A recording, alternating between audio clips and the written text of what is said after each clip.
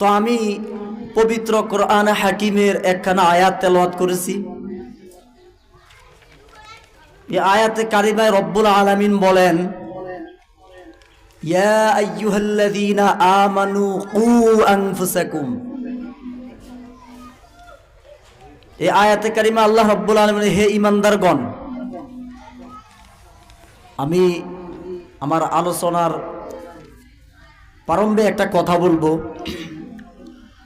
যে এখনো অনেক ভাইয়েরা দোকানপাটে, রাস্তাঘাটে, বিভিন্ন জায়গায় আড্ডা মারতেছেন, সময়টাকে নষ্ট করতেছেন। মাহফিল কিন্তু আজকেই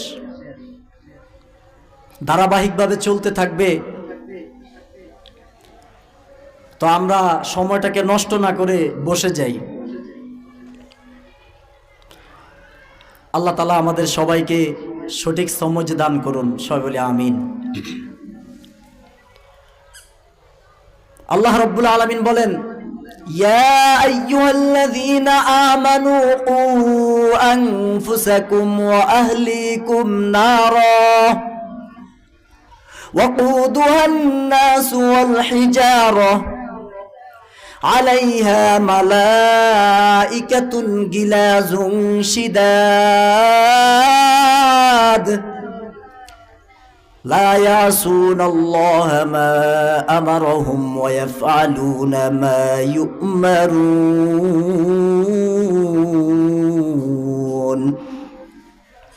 আল্লাহ পাক রব্বুল আলামিন ডাক দিয়া বলেন, হে ঈমানদারগণ, তোমরা নিজেরা এবং তোমাদের পরিবার বর্গকে সেই আগুন থেকে রক্ষা করো। সেই আগুন কোন আগুন? জাহান্নামের আগুন। যে আগুনের ইন্ধন হবে মানুষ আর পাথর। কত বড় একটা কথা! কিন্তু আমরা আয়াত শুনেছি, শাব্দিক অর্থটাও বুঝলাম, স্বাভাবিকভাবে এই আয়াতটা নেওয়া যায় না। কারণ আল্লাহ তাআলা মুমিনদেরকে, ঈমানদারদেরকে ডাক দিয়ে বলে, তোমরা জাহান্নামের আগুন থেকে নিজে বাঁচো এবং তোমাদের পরিবার পরিজন, আহাল যারাই আছে সবাইকে কি করো? রক্ষা করো। শুধু নিজে বাঁচার জন্য বলে নাই। আপনি শুধু নিজেই নামাজ পড়বেন, নিজে হজ করবেন, রোজা রাখবেন, দান সদকা করবেন এবং ইসলামের যাবতীয় যত আমল আছে সব করবেন, কিন্তু আপনার ঘরের কোনো খোঁজ খবর রাখবেন না, তা হতে পারে না। দেখেন ভাইরা, আমরা দুনিয়াতে চলার জন্য আমাদের পরিবার পরিজন, আত্মীয় স্বজন যারাই আমাদের আয়ত্তের ভিতরে আছে, ঘরের আপনি একজন মুরব্বী হিসাবে আপনার যেই টুকুন দায়িত্ব, অর্থাৎ তাদের খাবারের রিজিকের সন্ধানের জন্য রাতকে দিন বানায়া, দিনকে রাত বানায়া, বিদেশের বাড়িতে, ঢাকাতে, বিভিন্ন জায়গায়, দূর দূরান্তে বা কাছে হোক, বিভিন্ন কর্মে আপনি রত থাকেন, 24টা ঘন্টা মেহনত করেন। তার একটাই কারণ, তারা না খায়া মারা যাবে, ঠিক কিনা? তো এই জন্য আমাদের যদি দুনিয়ার ক্ষেত্রে একটা মানুষকে আমার পরিবার পরিচ্ছন্ন রাখার জন্য, বাহ্যিক দেহটাকে সুন্দর রাখার জন্য যদি আমি এত পরিশ্রম, এত কিছু করতে পারি, তাহলে মহা বিপদ। সেই পরকাল, যেই দিন আপনার সন্তান, যার জন্য কোটি টাকা কামাই করছেন, আপনার স্ত্রী কিংবা আপনার মা বাবা, আজকে সন্তানের কিছু হইলে মা বাবা আফসোস করে কিনা? করে। আমার সন্তান কি যে হয়ে গেল, অসুস্থ, দোয়া করেন আল্লাহর কাছে, ডাক্তারের কাছে নেন, কত সমস্যা। কিন্তু আখিরাতে যে আপনার সন্তানটা আপনার ব্যাপারে মামলা দায়ের করবে, সেই ব্যাপারে কি একবার ভ্রুক্ষেপ করছেন? করেন নাই, খেয়াল করেন নাই।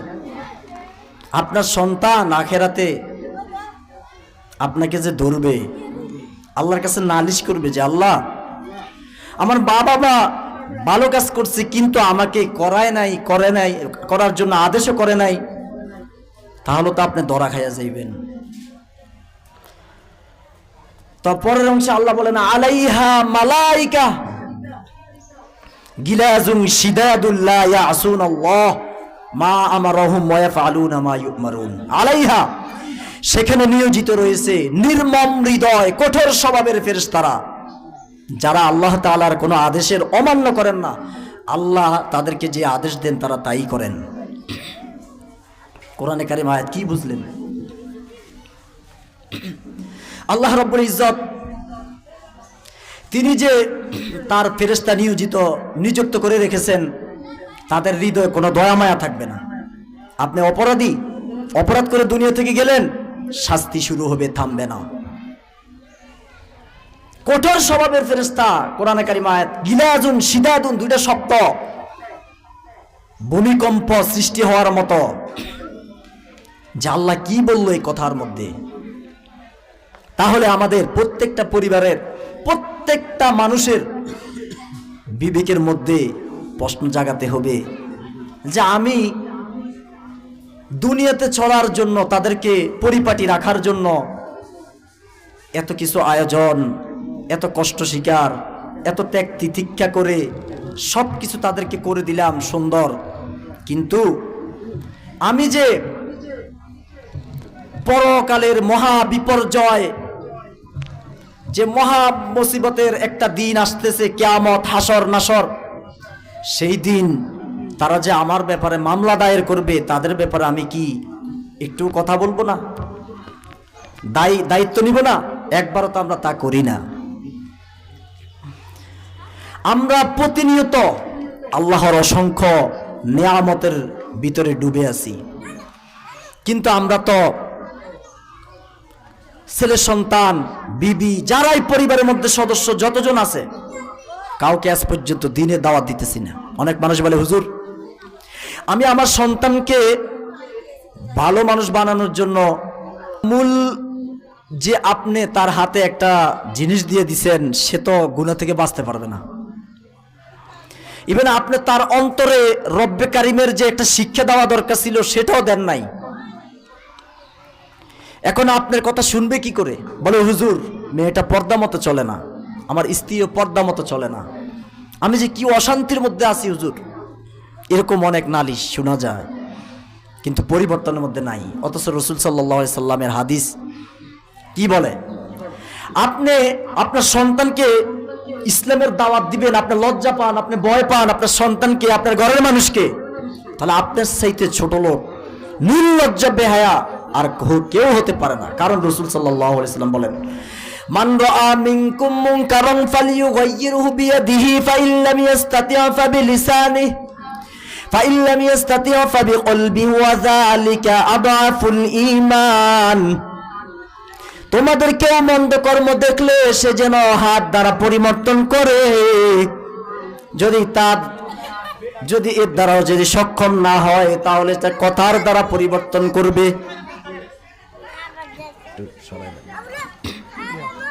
যদি এর দ্বারাও যদি সক্ষম না হয় তাহলে সে যেন তার কথার দ্বারা পরিবর্তন করে দেয়। এর দ্বারাও যদি সক্ষম না হয় তাহলে অন্তর দ্বারা পরিকল্পনা গ্রহণের মাধ্যমে পরিবর্তন করার চেষ্টা করবে। আর এটা হচ্ছে সর্বনিম্ন ঈমান। কি বুঝলেন? আপনার সন্তান, আপনার ঘরের লোক, তাদেরকে বাঁচানোর ব্যাপারে কোরআনে আসছে। আবার বলছে কি রাসূল সাল্লাল্লাহু আলাইহি ওয়াসাল্লাম হাদিস, অপকর্ম দেখলে হাত দ্বারা প্রতিহত করার চেষ্টা করেন, হাত দ্বারা প্রতিহত করেন, কিন্তু হাত দ্বারা পারেন না, জবানের দ্বারা করেন, তাও পারেন না, তাহলে কি করবেন? চুপ করে বসে থাকবেন? না, অন্তর দ্বারা ঘৃণার মাধ্যমে, পরিকল্পনা গ্রহণের মাধ্যমে পরিবর্তন করার চেষ্টা করবেন। এটা হলো সর্বনিম্ন ঈমান। তাহলে আপনি কি ঈমানদার বলা যায়? আজকে আমাদের ঘরগুলো জাহান্নাম হয়ে গেছে। বলে হুজুর এটা কেমন কথা? কি জাহান্নামের আগুন দেখছেন নাকি? জি না।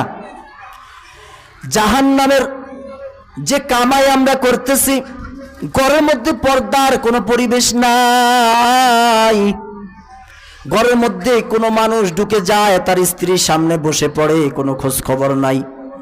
স্বামী বেচারা দূরে আছে কিংবা যেখানেই আছে বা কাছে আছে, স্বামী আরো বলে ও আমার স্ত্রী, ও আমার মেয়ে, ও আমার বোন, এরা তো আমার নিকটাত্মীয়, আমার ভাই, আমার বন্ধু, লজ্জা পেও না। বলে কি বলে না? এরকম আছে না? নাই? অনেক আছে।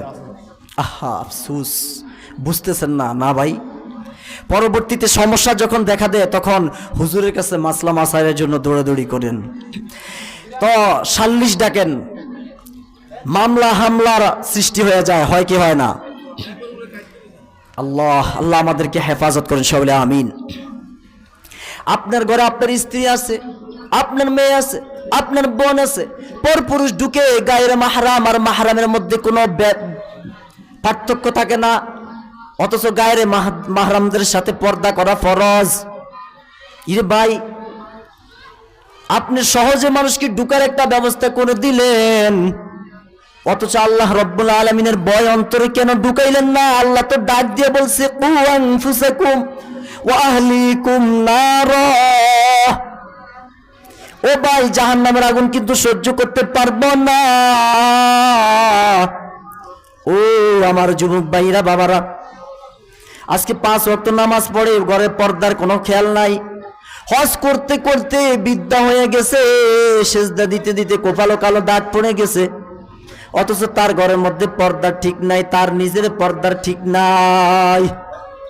রব্বে কারিম বলেন, অনেক মানুষ এরকম আছে, কে হুজুর আমরা তো পুরুষ, পর্দা তো আমাদের জন্য না, পর্দা হলো মহিলাদের জন্য। নাউজুবিল্লাহ, খালি মহিলাদেরকে জাতা দিয়া মানে মারতে চান না? নাউজুবিল্লাহ, মহিলাদের ব্যাপারে না, খালি দেখেন সূরা নূর 1 আয়াত আল্লাহ রাব্বুল আলামিন বলেন কুল্লিল মুমিনিনা ইয়াগুদ্দু মিন আবসারিহিম।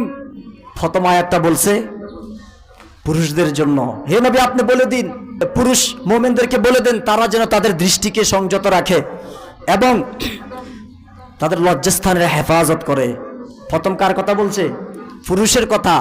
তারপরে বলছেন নারীদের কথা, ওয়াকুল্লিল মুমিনাতি ইয়াগদুদনা মিন আবসারিহিন্না ওয়া ইয়াহফাজনা ফুরুজাহুন্না। পরে বলছেন নারীদের কথা, মুমিনা নারীদেরকে বলে দিন তারা যেন তাদের দৃষ্টি সংযত রাখে, লজ্জাস্থানের হেফাজত করে। আল্লাহ আমাদেরকে বুঝার মতো তৌফিক দান করে সকলে, আমিন। তো আপনার ঘরে এরকম আপনার ভাই বেড়াদার ঢুকতেছে, স্বামীর নিকট আত্মীয় যারা, শুনেন ভালো করে মাসলাটা শুনে রাখেন। বাপ দাদা ছেলে সন্তান ব্যতীত ঘরের মহিলা বাকি সবার সাথে পর্দা করা ফরজ। স্বামীর নিকট আত্মীয় যারা আছে, আপনি সহজে মানুষকে ঢুকাই দিলেন, আপনি নিজে বলতেছেন সমস্যা নাই, সে যে চলো আমার সাথে আমরা ঘুরে আসি, না আউযুবিল্লাহ, এটা ঠিক না। আপনি যে আপনার ঘরের একটা পথ খুলে দিলেন, কিন্তু প্রবেশের এই সহজতা ও দ্বিধাহীনতার কারণে উন্মুক্ত হয় ফিতনা ফাসাদের দ্বার। এ যেন নিজের ঘরে খাল কেটে কুমির আনার মতোই অবস্থা, ঠিক কিনা? রাসূল করিম সাল্লাল্লাহু আলাইহি সাল্লাম বলেন, ইয়াকুম আদ-দুখুল আলান নিসা। فقال رجل من الأنصار يا رسول الله أفرأيت الحمو قال الحمو الموت। তোমরা মহিলাদের নিকট প্রবেশ করা থেকে বিরত থাকো। কে বলছে? রাসূল সাল্লাল্লাহু আলাইহি সাল্লামের হাদিস বাণী। শুনেন, যদি আল্লাহকে ভয় করেন, যদি বলেন আমি মুসলমান, যদি মুসলমান দাবি করেন, তাহলে হাদিসটা মেনে নেবেন আজ থেকে। আল্লাহ রাসূল বলেন, তোমরা মহিলাদের নিকট প্রবেশ করা থেকে বিরত থাকো। আনসারদের মধ্য থেকে এক ব্যক্তি দাঁড়ায় বললেন, ইয়া রাসূলুল্লাহ সাল্লাল্লাহু আলাইহি ওয়াসাল্লাম, দেবরের ব্যাপারে আপনার অভিমত কি? তিনি বললেন, দেবর তো মৃত্যুতুল্য। ও যুবক ভাইয়েরা, বিবাহ শাদী করছেন, আপনার ছোট ভাই বড় ভাই যারাই আছে, আপনার স্ত্রীর সাথে পর্দার ব্যবস্থা করেন। বলে হুজুর এটা কেমন কথা? সমস্যা নাই তো। সমস্যা আসে না নাই, পরবর্তীতে বুঝবেন। আল্লাহ রাসূল বলছে দেবর তো মৃত্যুতুল্য, কারণ দেবর তো খুব সহজে একটা মেয়ের সাথে, একটা তার বাবির সাথে সম্পর্ক জড়াইতে পারে, ঠিক কিনা? বেশিরভাগ সমস্যা এর থেকেই শুরু হয়। আল্লাহ আমাদের বুঝার তৌফিক দান করে না, আমিন। অনেক মানুষ এরকম আছে, হুজুর আপনি যেটা ভাবছেন আসলে সেটা না। যেমন আমি আমার স্ত্রীর প্রতি খুব আস্থা রাখি, আমি দূরে যাই, যেখানে যাই, থাকি না কেন, না থাকলেও আমার স্ত্রীর ব্যাপারে আমার খুব আস্থা বিশ্বাস আছে, সে কোনো ধরনের অপকর্মে লিপ্ত হবে না, এরকম অনেকে বলে কি বলে না? বলে। আবার এমন ব্যক্তি সমস্যা আইসা হুজুরের কাছে বলে, আদালতে যায়, জজ কোর্টে যায়, কোর্টে যায়, বিচারকের কাছে যায় যে হুজুর আমার স্ত্রীর সাথে আমার কিছু ঝগড়া হয়েছে। কি ঝগড়াটা? বলে আমার স্ত্রীকে ঘরে রেখে আমি দূরে গেছি, আইসা দেখি সে আমার ভাইয়ের সাথে অপকর্মে জড়িত, না আউযুবিল্লাহ। ইভেন আমার বন্ধু বান্ধবের সাথে তার মোবাইলের সেটিং। হুজুর তখন আদালতের লোকরা বলে বা বিচারকরা বলে বা যেখানেই বিচার দিতে যায় তারাই বলে, নেতৃত্বস্থানীয় তারা বলে যে দেখেন এরকম অহরহ হয়, মেনে নেন। নাউযুবিল্লাহ। এখন আপনি হাই হুতাশ করতেছেন, মরে যাবেন বাপ কেন? আগে বুঝলেন না? পর্দার ব্যাপারে আপনি তো নসিহত করা উচিত ছিল, ঠিক কিনা? আল্লাহ রাব্বুল আলামিন আমাদেরকে বুঝার মতো তৌফিক দান করেন, সবাই বলে আমিন। ভাইরা আমার, তা আমি বলবো যারা বলে যে হুজুর আমার স্ত্রীর প্রতি আমার খুব আস্থা বিশ্বাস আছে, অপকর্মে লিপ্ত হবে না, আমার ভাইদের প্রতি আমার বন্ধুদের প্রতি আমার খুব আস্থা বিশ্বাস আছে, আমি বলবো ভাইরা আমার, মাইকের আওয়াজ যত দূরে যায় সকলে শুনে রাখেন। আপনার ভাইদের প্রতি আপনার বিশ্বাস উঠিয়ে নেওয়ার কোনো দরকার নাই। আপনার স্ত্রীর প্রতি 100% বিশ্বাস আপনি রাখেন। তবে আপনি যদি নবীর আশেক হয়ে থাকেন, আপনি যদি রব্বে কারিমের বান্দা হয়ে থাকেন, মুসলিম হয়ে থাকেন, তাহলে রাসূলের হাদিসটা শুনেন। আল্লাহ রাসূল বলেন, লা ইয়াখলুয়ান্না রাজুলুন বিমরাতিন ইল্লা কানা শাইতানু সালিসাহুমা। যখনই কোনো পুরুষ ও নারী একাকী সাক্ষাৎ করে তখন শয়তান তাদের তৃতীয়জন হিসেবে থাকে। কি বুঝলেন? আপনি বলতেছেন কোনো সমস্যা নাই, আমি এদের প্রতি আস্থা বিশ্বাস আছে, রাসূলের হাদিসটা আপনি শুনছেন, এখন আপনি কি নিবেন এখান থেকে? কি বুঝ নিবেন? ভাইরা আমার, আপনি আপনার স্ত্রীর প্রতি আস্থা বিশ্বাস উঠিয়ে নিয়েন না। এখানে তো কোনো মুত্তাকির বলে নাই, শুধু মুত্তাকি এই হাদিস বলে নাই, শুধু খারাপ যারা তাদেরকে কথা বলে নাই, সবাই এখানে শামিল এই হাদিসের আওতাভুক্ত, ঠিক কিনা? তাহলে আপনি মানবেন না কেন?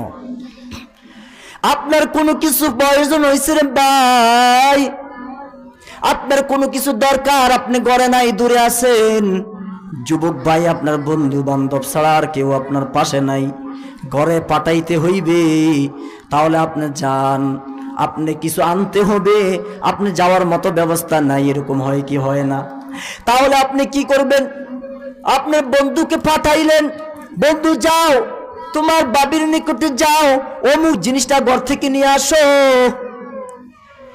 সে ঘরে এসে দাম করে ঘরে ঢুকে গেল। মহিলা মানুষ ঘরের ভিতরে কত ধরনের কাজ করে, কাপড় চোপড় তাদের ঠিক থাকে না ভাই, ঠিক কিনা?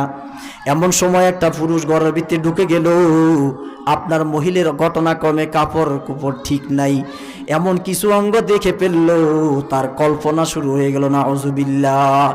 এর যুবক ভাই, ও পর্দার অন্তরালে আমার মায়েরা, মনে কষ্ট নিয়েন না। দুনিয়ার কোনো কষ্টে যখন আপনারা পড়ে যান, হাই হুতাশ করেন, কি করবেন কি করবেন, অবস্থা খারাপ হয়ে যায়, চিল্লা চিল্লি শুরু করেন, ঘরে যখন আগুন লেগে যায় চিল্লা চিল্লি করেন, ঘরের ভিতরে আমার ছেলে আছে, আমার মেয়ে আছে, তাদেরকে কিভাবে বের করা যায়, ফায়ার সার্ভিসকে ফোন দেওয়া হয়, যত টাকা লাগে আমি দেব, আগুনটা বন্ধ করো, আগুনটা বন্ধ করো। আর এই সামান্য দুনিয়ার আগুনের কারণে যদি এত কিছু হাই হুতাশ হতে হয়, তাহলে পরকাল নামে যে মহাবিপর্যয়, মহাবিপদ জাহান্নাম, সেই আগুন থেকে তাদেরকে রক্ষা করব কে? ঠিক কিনা? এর ভাই, আপনার ঘরে পর্দার ব্যবস্থা কায়েম করেন, যাকে এই ঘরে পাঠান না কেন, সর্বপ্রথম তাকে বলেন ঘরে প্রবেশ করার আগে সালাম, আসসালামু আলাইকুম ওয়া রাহমাতুল্লাহ। ঘরে কেউ আসেননি, এভাবে তো আমরা বলি নাকি? হ্যাঁ, মহিলা আছে, আপনারা জোরে আওয়াজ করবেন না, দরজায় টোকা দিবেন, যেহেতু পুরুষের আওয়াজ শুনছেন। ও যুবক ভাই, সহজে কোনো মহিলার নিকট প্রবেশ করিও না। এই যে যে দুইটা চোখ দিয়ে তুমি এভাবে তাকাও, এই চোখ দিয়ে ভালো জান্নাতের নাজ নেয়ামত দেখা হারাম হইয়া যাইবে। আর শরীরের বিভিন্ন অঙ্গ প্রত্যঙ্গ দিয়ে তুমি গুনার কাজে নিয়োজিত হচ্ছ গো যুবক ভাই, তোমার অঙ্গ প্রত্যঙ্গ জাহান্নামের আগুনে জ্বলবে।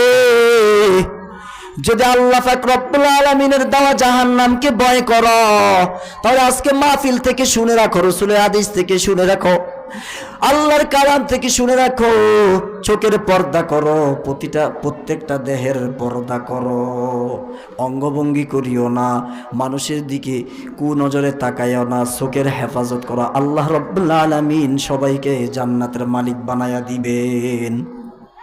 ভাইরা আমার, যে কথাটা বলতেছিলাম, ঘরে যখন একটা পুরুষ লোক আসছে, এখনো কি করে নাই, ঢুকে নাই, ঘরের দরজায় সালাম দিবে, সালাম দিয়ে বলবে আপনার স্বামী পাঠাইছে অমুক জিনিসটা দেওয়ার জন্য, তখন মহিলার দরজার একদিকে একটু ফাঁক করে জিনিসটা বাহিরে রাখবে আর উনি নিবে। এটাই হলো নিয়ম, ঠিক কিনা? কারণ আল্লাহ রাসূল সাল্লাল্লাহু আলাইহি ওয়াসাল্লামের উপর যখন পর্দার আয়াত নাজিল হয়েছে, শুনেন কোরআন থেকে, ও বাবা বানায়া বলি না, ও মায়েরা বানায়া বলি না, ওয়া কুতুবিহি, ওই যে পড়ছেন ঈমান, ওয়া কুতুবিহি, আমরা কিতাবের সমূহের প্রতি ঈমান এনেছি, কিতাব সমূহ, কুতুব সমূহের মধ্যে এই কিতাব মহাগ্রন্থ, ঐশী গ্রন্থ আল কোরআন, যেটা আমাদের মনিব সাইয়্যিদুনা ওয়া মাওলানা মুহাম্মদ সাল্লাল্লাহু আলাইহি ওয়াসাল্লামের উপর নাজিল হয়েছে, তার উপরে নাজিল হয়েছে, সেই কিতাব থেকে বলতেছি, বানায়া বলার দরকার নাই। আল্লাহ বলেন, ওয়া ইযা সাআলতুমুহুন্না মাতা'আন ফাসআলুহুন্না মিন ওয়ারা'i হিজাব যালিকুম আতহারু লিকুলুবিকুম ওয়া কুলুবিহিন্না। ও মায়েরা, কত সুন্দর করে তোমরা কোরআন শরীফ পড়ো, ও বাবারা ভাইরা অনেকে কত সুন্দর করে কোরআন শরীফ পড়ে, সূরা আহজাবটা পড়েন, তরজমা থাকলে একটু পড়েন, পড়তে পড়তে আয়াতটা পেয়ে যাইবেন।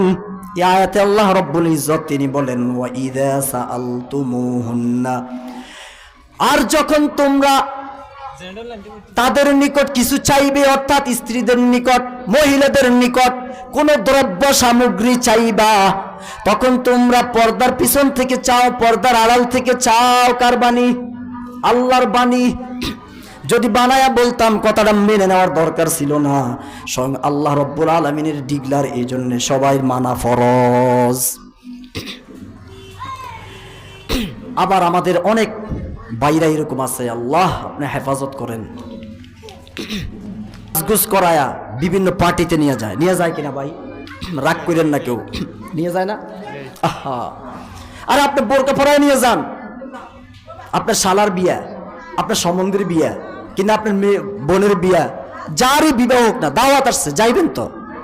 এই সমস্ত বিয়ার মধ্যে অনুষ্ঠান, মানে আরো যত মুসলমানের অনুষ্ঠান, যত আবিজাবি আছে, এগুলোর মধ্যে মহিলারা খুব সুন্দর মতো সুন্দর রূপ প্রদর্শন করে তারপরে যায়, এটা কিন্তু জায়েজ নাই। এই ক্ষেত্রে আল্লাহ রাব্বুল আলামিন বলা, ওয়ালা ইউবদিনা জিনাতাহুন্না, তারা যেন তাদের সৌন্দর্য প্রকাশ না করে। অথচ ঘরের মধ্যে 24টা ঘন্টা থাকেন, স্বামীদের প্রতি একটু সুন্দর করে সাজুগুজু করেন না, কিন্তু বাইরের পর পুরুষকে যখন আপনার সাজুগুজু করে আপনার সৌন্দর্যটা দেখান, এটা কি আপনি ভালো করতেছেন? আপনি তো আল্লাহর কোরআনের অমান্য করতেছেন।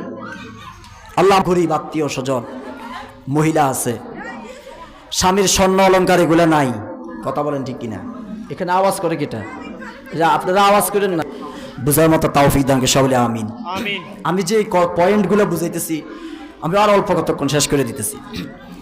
তো আমাদের গরিবের আত্মীয় স্বজন অনেক মানুষ এরকম আছে, একটু দূরে যাও, তারা যখন কোনো আত্মীয় স্বজনের বাড়িতে বিবাহ অনুষ্ঠান বা অন্য কোনো অনুষ্ঠানে যাওয়ার পরে দেখবেন স্বর্ণ অলংকার নাই, সুন্দর দামি কাপড় চোপড় নাই, তখন তারা কি করে? এগুলা দাঁড় করে, স্বর্ণ অলংকার এগুলা দাঁড় পইরা তারপরে বিভিন্ন পার্টিতে বা বিভিন্ন অনুষ্ঠানে যায় কি যায় না? যায়। তা আমি বলবো, এমন সব পার্টিতে আপনি যান, কোনো সমস্যা নাই, তবে একটু পর্দার সহিত যান। তবে আপনি কিছু মহিলা এরকম আছে, রাগ করতেছেন, রাগ করেন না, আসলে যেটা বলা দরকার রাসূলের হাদিস থেকে বলতেছি, এই জন্যে বলি। সেটা হলো স্বর্ণ অলংকার বা শাড়ি আরও যত কিছু আছে, এগুলা সুন্দর মতো সাজুগুজু করে বিভিন্ন অনুষ্ঠানে যায়, পার্টিতে যাইয়া সেইরা তারপরে মানুষকে বলে যে এগুলো আমার, মিছা কথা বলে, এগুলো আমার, বাপ ধরে অন্যরকম। অথচ আল্লাহ রাসূল সাল্লাল্লাহু আলাইহি সাল্লাম বলেন, আল মুতাশাব্বিহু বিমা লাম ইউতা কালাবিসি সাওবাই জুরিন, যে এমন জিনিস নিয়ে পরিতৃপ্ত হয় যা তাকে দেওয়া হয়নি, সে মিথ্যা পোশাক পরিধানকারীর মতো, ঠিক কিনা? আহা আফসোস, মানুষের জিনিসটা পরিতৃপ্ত হয় যে জিনিসটা তার না, তার টাকার কিনার না, তার নিজের না, দাঁড় কইরা নিছে, আবার বেফরদা, আবার গুনাহ করতেছে, সেই জিনিস আবার গর্ব করে। আছে না নাই ভাই? আল্লাহ আমাদেরকে হেফাজত করুক। এমন সব পার্টিতে যায়, আবার যাদের একটু টাকা পয়সা বেশি আছে, টাকাওয়ালা ভাইরা যদি শুনে থাকেন রাগ করবেন না ভাই, অপচয় করেন না। কোরআনে কারিমের আরেক জায়গায় আল্লাহ বলেন, ইন্নাল মুবাযযিরিনা কানু ইখওয়ানাশ শায়াতিন, অপচয়কারীরা হইল শয়তানের ভাই। খবরদার, টাকা হোক, পয়সা হোক, নিজের সময়টা হোক, যে কোনো বিষয় হোক, সময়কে নষ্ট করেন না। হিসাব দেওয়া লাগবে। কোনো কিছুর আপনার আসবাবপত্র হোক, সম্পদ হোক, অপচয় করেন না, কাজে লাগান, নিজে খান, মানুষকে দেন। এটা হলো সওয়াবের কাজ। কিন্তু আপনি যদি অপচয় করেন, হিসাব দেওয়া লাগবে, পাই টু পাই হিসাব দেওয়া লাগবে। তো এমন সব পার্টিতে যান ভাই, টাকা পয়সা আছে, মধ্যরাতে তারা বিভিন্ন হোস্টেলে বিভিন্ন জায়গায় যায়, কোনো সমস্যা নেই। কিছু শুনেন তো বুঝতে পারবেন, অনেক জায়গায় যায়, অথচ এগুলা বিধর্মীদের কালচার, ঠিক কিনা ভাই? মুসলমানদের কোনো কালচার হতে পারে না। মধ্যরাতে যায়, দিনের বেলা যায়, মধ্যরাতে ফিরে, অথচ সেখানে কি হয়? মধ্যরাতের বকগুরু, সানডে নাইট মাস্তি, আনলিমিটেড নিত্যবালা, কি কেসেঙ্গা হাটুটু হাটের মতো বিকৃত রেডিও প্রোগ্রামের মাধ্যমে আজকের যুব সমাজ ও তরুণ তরুণীদেরকে নিয়ে যাওয়া হচ্ছে এক অন্ধকার ভবিষ্যতের দিকে। মনুষ্যত্বের উচ্চাসন থেকে তাদেরকে নামে আনা হয়েছে নিকৃষ্ট ও হিংস্র পশুর কাতারে, ঠিক কিনা ভাই? আমার ফেন্সিডিল, আফিম, কুকেন, ক্রিস্টাল মেথ, এক্সটেসি, মেরিজুয়ানা, জেনার, বেলিয়াম, বাইকেডিন, অ্যালকোহল, মেথেমফেটামিন, টিঙ্কুলায়ার, জিএসবি পার্টি, ডাগো মদ পান, পরিণত হয় ক্লাবগুলো পতিতালয়, ঠিক কিনা? সারা রাত মদ, গাঞ্জা, হিরোইন, সিগারেট যা আছে সব খায়, রাস্তায় আকাম কুকাম করে বাড়িতে ফিরে। নাউজুবিল্লাহ। এই জিন্দিগি, এই টাকা পয়সা, এগুলা দিয়া, আর এগুলো মানে হইল কি? এই সম্পদ আপনাকে জাহান্নামে নিয়ে এলো, ঠিক কিনা? আল্লাহ রাসূল সাল্লাল্লাহু আলাইহি সাল্লাম বলেন, عن ابن عمر رضي الله تعالى عنه قال قال رسول الله صلى الله عليه وسلم من تشبه بقوم فهو منهم। যে জাতির সাথে সাদৃশ্যতা রাখবে, সাদৃশ্যতা অবলম্বন করবে, সে তার সাথে তার হাসর নাসর হবে, ঠিক কিনা? কার কথা? রাসূলের বাণী, আমি বানায় কই নাই। আপনি যদি মুসলমানের ঘরে জন্ম নিয়ে আপনি এই যে কার এই সমস্ত পার্টিতে যান, এই সমস্ত অনুষ্ঠানগুলোতে যান, বিজাতিরা যেগুলা কালচার চালু করে দিয়েছে, কোনো সমস্যা নেই ভাই, যান। তবে আপনি কালচার বুঝতে যায়েন। আমাদেরও তো একটা অনুষ্ঠান আছে, বছরে ঈদ আছে না নাই? রমজানের ঈদ, তারপরে ঈদুল ফিতর, ঈদুল আজহা আছে না নাই? ও ভাইরা, মনে বড় দুঃখ নিয়ে একটা কথা বলে যাই, আমাদের ঈদে উৎসবে বলেন তো কোনো হিন্দু ভাইরা আসেনি আমাদের সাথে ঈদ করতে? আসেনি? আসে না? কিন্তু আমরা দেখেই তাদের অনুষ্ঠানগুলা, তাদের বিজাতীয় অপসংস্কৃতির যে অনুষ্ঠানগুলা হয়, মেলা, বিভিন্ন উৎসব, মুসলমান সেখানে যায় কি যায় না? শুধু যায়নি হুজুর, রং বেরঙের পোশাক পরে যায়। আফসোস, মুসলমান কত নিচে নেমে গেছে, আল্লাহ হেফাজত করে। তারপরে ঘরে চাকর পরিচারিকা, অর্থাৎ অনেক আছে এরকম বড় লোক, নিজের স্ত্রীকে কাজে লাগাইবে না, মানে চাকরানির হাতের রান্না খাইবে, আর মাঝে মাঝে কিছু অপকর্মের প্রয়াস চালু হয়ে যাইবে। নাউজুবিল্লাহ, আল্লাহ হেফাজত করুন। ভাইরা আমার, হাসপাতালের একটা লিস্ট আপনারা সংগ্রহ করে দেখতে পারবেন, কত পরিচারক আর পরিচারিকা গর্ভবতী হচ্ছে, যারও সন্তান হচ্ছে, এর লিস্ট মোটা অঙ্কের আপনারা পাইবেন। যদি জেলখানাতে যান, অফিস আদালতে যান, আপনারা মোটা অঙ্কে এরকম খোঁজ পাইবেন যে অমুক জায়গায় অমুক মেয়ের এই সমস্যা, অমুক বাড়িতে অমুক স্যারের বোর এই সমস্যা, বহুত পাইবেন। আপনারা যদি লিস্টগুলো সংগ্রহ করেন, আল্লাহ জাল্লে জালালুহু আমাদেরকে অপকর্ম থেকে হেফাজত করে, সকলে আমিন। ভাইরা আমার, জিনার শাস্তি দুনিয়াতে 4টা, ব্যভিচার এর শাস্তি দুনিয়াতে কয়টা হবে? 4টা। কয়টা? 4টা। 1 নাম্বার, চেহারার মধ্যে আল্লাহ তাআলা সৌন্দর্য উঠিয়ে নিবে, চেহারার মধ্যে নূর থাকবে না, আলো থাকবে না, ফর্সা থাকবে না। বাহ্যিক দৃষ্টিতে দেখা যায় আকাম কুকাম করে, অপকর্ম করে, যুবক ভাই রাস্তা দিয়ে হেঁটে যাচ্ছে, মুখের মধ্যে লোশন, বিভিন্ন জাতের মেডিসিন মাইখা যাইতেছে। তারা এই জাতীয় যতই বাহ্যিক দৃষ্টি থেকে সৌন্দর্য, কিন্তু আল্লাহর পক্ষ থেকে আল্লাহ যে একটা নূর আলো দান করছে সেটা থাকবে না জিনা করার কারণে। নাউজুবিল্লাহ বলেন। নাউজুবিল্লাহ। দ্বিতীয় নাম্বার, রিজিকের অভাব দেখা দিবে। যতই দেখেন তার ঘর বাড়ির অভাব নাই, ভালো ভালো দামি দামি গাড়ি বাড়ি, বিভিন্ন জায়গায় রেস্টুরেন্টে তার চলাফেরা, আড্ডাবাজি, কিন্তু মনে কোনো শান্তি নেই, রিজিকের অভাব। খোঁজ খবর নিয়ে দেখেন এই সমস্ত লোকগুলা কোটি টাকার দেনা ফানায় বুকে আর রাস্তাঘাটে গানজুটির মতো, ওই যে বলে যেরকম, মানে চেহারা শুরুতের অবস্থা খুব খারাপ, এরকম আছে না নাই? তাহলে জিনাকারীর দ্বিতীয় শাস্তি হলো রিজিকের অভাব দেখা দিবে, রিজিকের বরকত কমে যাইবে। 3 নম্বর হলো মানুষের মনে ঘৃণা সৃষ্টি করে দেওয়া হবে। যারা অপকর্ম করবে, অধিকাংশ অপকর্ম জানাজানি হয় না? অবশ্যই হয়। অনেক যুবকেরা জানে যে এই ছেলেটাই কাম করছে, তার মনে খালি ঘৃণাই থাকবে। যতই চেষ্টা করবে, যে এরকম অনেকে বলে যে যুবক ভাই আমি তোমাকে কিন্তু ভালোবাসার চেষ্টা করি, পারি না, আমার মনে খালি তোর প্রতি খালি ঘৃণায় সৃষ্টি হয়, ঘৃণায় সৃষ্টি হয়, বুঝি না কেন। ওই যে আল্লাহ তাআলাই ঘৃণা দিয়ে দিবে। নাউজুবিল্লাহ বলেন। নাউজুবিল্লাহ। আর 4 নাম্বার, এমন রোগ আল্লাহ দিয়ে দিবেন যেই রোগ মৃত্যুর আগ পর্যন্ত বালা হবে না, ডাক্তার এই রোগের ওষুধে খুঁজে পাইবে না। তো ডাক্তার বলবে বুঝলাম না, কয়দিন আগে আসছেন, ওষুধ দিলাম, মোটামুটি শুনলাম ভালোই তো আসছিলেন, কিন্তু এখন আবার হইল কি? বলে জানি না, এখন আমার কি হয়েছে জানি না, আবার সমস্যা দেখা দিচ্ছে। আমাদের সমাজে আজকে যেই পরিমাণ অসুখ, যেই পরিমাণ রোগ, যেই পরিমাণ ব্যাধি, কি ভাই অভাব নাই? কত সমস্যা, অভাব নেই, অনেক সমস্যা, কত বড় বড় রোগ। হাই রে আফসুস, আপনি কি মনে করেন যে জিনিস যত মজা তার সাজাও তত বেশি? জিনা ব্যভিচার মজা বেশি, খুব মজা নাকি? নাউজুবিল্লাহ। বোঝানোর জন্য বলতেছি, রাগ করবেন না কেউ। তো এই জিনিসের আবার তেজ মারাত্মক, এই জিনিসের শাস্তি আল্লাহ রাব্বুল ইজ্জত মারাত্মক আকারে দিবে। নাউজুবিল্লাহ।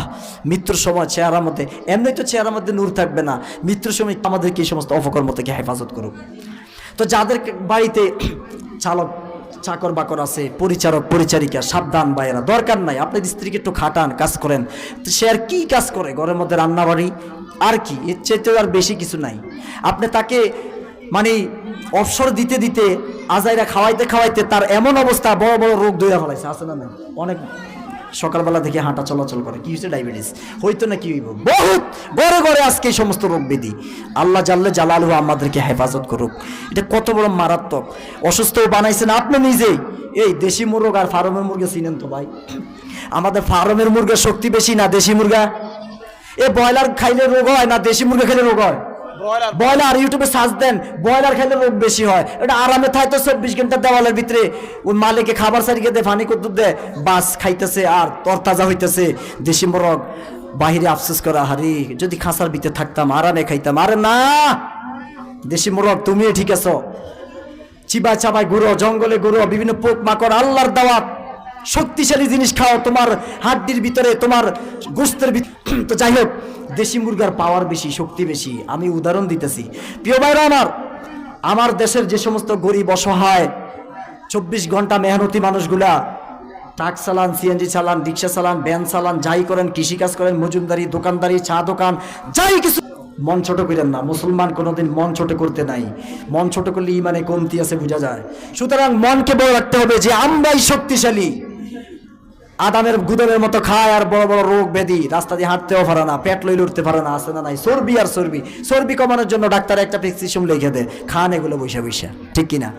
যাই হোক, তা আমি যে কথা বলতেছিলাম সেটা হলো আরাম জিনিসটা থাকবে, কিন্তু এত বেশি দিয়েন না, এটার প্রতিফল আপনি স্বচক্ষে দেখবেন। তা আমরা এখন বলবো যে ঘরের মধ্যে চাকর বাকর আছে, একটু হিসাব করে রাখেন, কারণ আপনার পর্দার দরকার আছে না নাই? রাসূল সাল্লাল্লাহু আলাইহি ওয়াসাল্লাম বলছে, এতক্ষণ আমি কি বললাম? পর্দা করা ফরজ, করতেই হবে। তা আমি কোরআনে কেন একটা আয়াত বলি, দেখেন, একটা ঘরের মধ্যে যদি আপনার একটা মেয়ে, আবার আপনার মেয়ের সাথে অন্য একটা পুরুষ হোক আপনার সন্তানের মতো বয়সী, তো এই মেয়েটা আর ছেলেটা একাকি ঘরে বসে রয়েছে, এখানে আর কেউ নাই। শয়তান বলে আমি তৃতীয় জন হিসেবে আছি। শয়তানের কুমন্ত্রণা শুরু হয়ে যায়, শয়তান তাদেরকে অসওয়াসা দিতে থাকে, ঠিক কিনা ভাই? অসওয়াসা দেয় না? বিভিন্ন ধরনের অসওয়াসা। আমি একটা উদাহরণ দিই, যেমন হঠাৎ একটা ছেলে বলল যে আপু মনে কিছু নিও না, তোমার চেহারাটা খুব সুন্দর, মনে কিছু নিও না, এটা বুঝাবার জন্য বলতেছে।